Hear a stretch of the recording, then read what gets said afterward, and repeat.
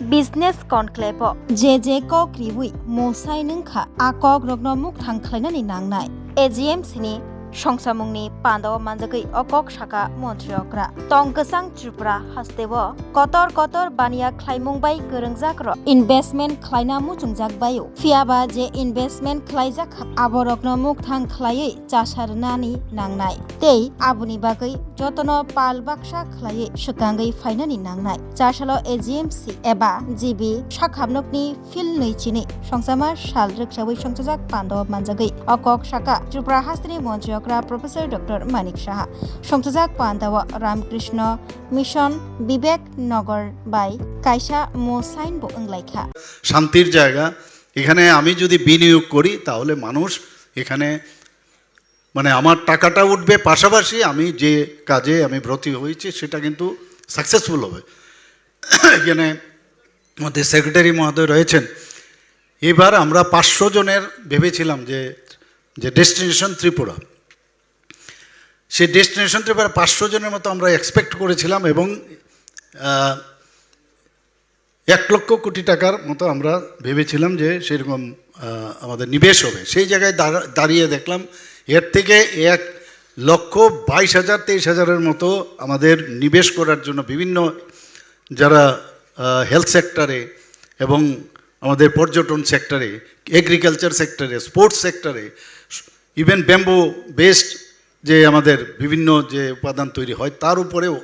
ইত্যাদি বিষয়ে এখানে এসছে এখানে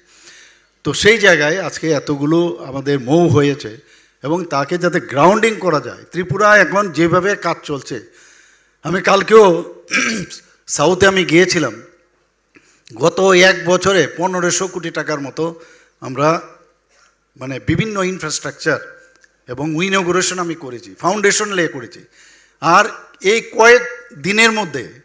প্রায় 300 কোটি টাকার অলরেডি আমার ফাউন্ডেশন এবং আপনার ইনঅগুরেশন করেছি আরও অনেক জায়গায় আছে তো এই যে একটা গুড ফিলিং যে একটা বিষয় সেটা এখন সারা ত্রিপুরাতে হচ্ছে মানুষ আসছে এই কারণেই বলছি আমি তো হেলথ সেক্টরেও অনেকে আমাদের চেয়েছেন যে মেডিকেল কলেজ এখন আগরতলায় চান না ওরা বলছে আমরা কৈলাসহরেও মেডিকেল কলেজ করব ডেন্টাল কলেজ আমরা খুলেছি মাত্র 7 মাসের মধ্যে ডেন্টাল কলেজ এই যে দৃষ্টিভঙ্গি চিন্তা ভাবনা থাকলেও অনলি উইদিন 7 ডেজ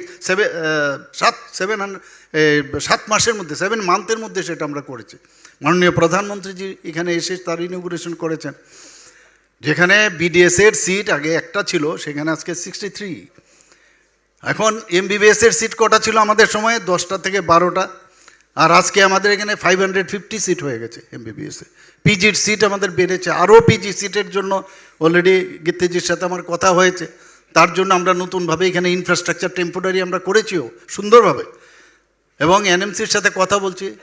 আমাকে উনি যা বললেন আমরা চিফ সেক্রেটারি ইয়েতে ওনার চেয়ারম্যানশিপে একটা মিটিং হবে এবং সেই মিটিংয়ে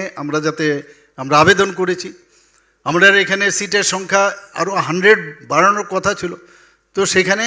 আমাদের 50 দিয়েছে সেটাও বাড়বে এখন 200 আছে আরও বাড়বে এখানে 250 হবে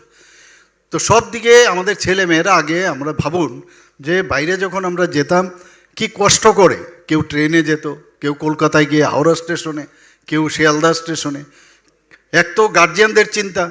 আর এখন তো মোবাইল বেরিয়ে গেছে ছেলে মেয়ে কোথায় আছে ইমিডিয়েটলি তো বোঝা যায় যে কোন ট্রেক করছে কন্টিনিউয়াস আর একটু না পেলেই সাংঘাতিক আর আমরা তো 1 মাস পরে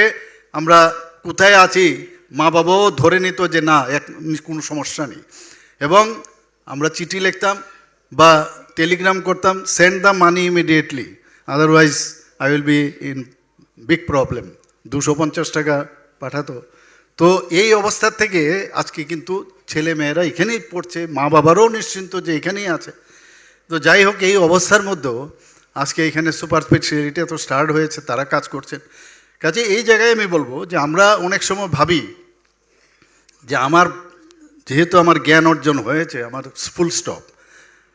আমার এখানে মুখ্যমন্ত্রী নিরাময় মুখ্যমন্ত্রী সমীপ শুধু আমার কাছে আসে আমার এক সময় একটু উষ্মা প্রকাশ করি আমি বিরক্ত হই যখন বলে না এটা এখানেও হবে না আমি বললাম তাহলে সুপার স্পেশালিস্ট করে কী লাভটা হলো যদি সুপার স্পেশালিটির তার সমস্যা হয় বা স্পেশালাইজেশন করে তার সমস্যা হয় তার যদি ইনফ্রাস্ট্রাকচার লাগে আমরা দেব, দরকার পড়লে ওনাকে ট্রেনিং দিয়ে আসবো, নিয়ে আসবো আরও, কিন্তু বাইরে আপনি পাঠাবেন না। তাহলে সুপার স্পেশালিস্ট বা স্পেশালিস্ট রেখে লাভটা কি? তো তাকে যে আরও ডে টু ডে তার যে করা, মানে আরও বেশি আপডেট করা, সেটা হওয়া আমার মনে বাঞ্ছনীয়। এখানে কিছুদিন আগে আমি এসেছিলাম, আজকে সবচেয়ে বেশি আমার খুশি এখানে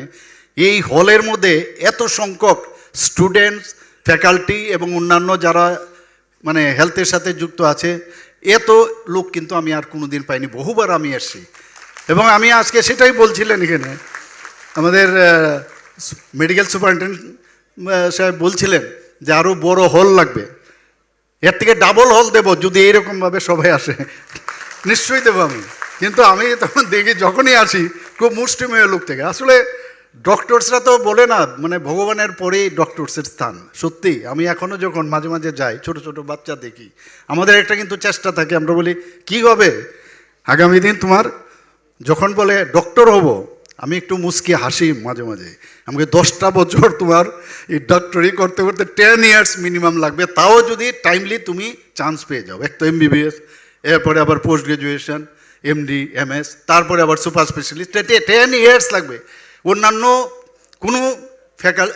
ডিসিপ্লিনের মধ্যে এত পরিশ্রম করে কারোর পাশ করতে হয় না। অর্থাৎ সমর্পণ যাকে বলে, ডেডিকেশন, হিউম্যান বিইং যারা হয় তারা হচ্ছে আমাদের ডক্টরস। কাজে এটা মানুষ বুঝতে হবে, এটা এত সহজ না ডাক্তারি পাশ করা। তো সেই পরিশ্রমের মধ্যে আমরা ইনফ্রাস্ট্রাকচারও এখানে AGMCর মধ্যে আমরা দেওয়ার চেষ্টা। কিছুদিন আগেও আমি এসেছিলাম যে এখানে প্লেগ্রাউন্ডের দরকার, কাজ চলছে আমি শুনলাম। খেলাধুলাও থাকতে হবে, কারণ ডাক্তারদের মধ্যে they are all under stress and tension. তো টেনশন মুক্ত থাকার দরকার, খেলাধুলার এখানে কেন থাকবে না প্লেগ্রাউন্ড। তো কাজও চলছে এখানে, আমি তার ভূমি পূজন করে গেছিলাম। এখানে ইনডোর স্পোর্টসেরও একটা ব্যবস্থা সেখানে করা হচ্ছে, তারও কাজ চলছে। জিমনাসিয়াম যারা স্টুডেন্ট এখানে আমাদের Step into a place full of new ideas and opportunities at Techno India University Tripura, where you learn, grow and build your future. A place that truly helps your dreams become a reality.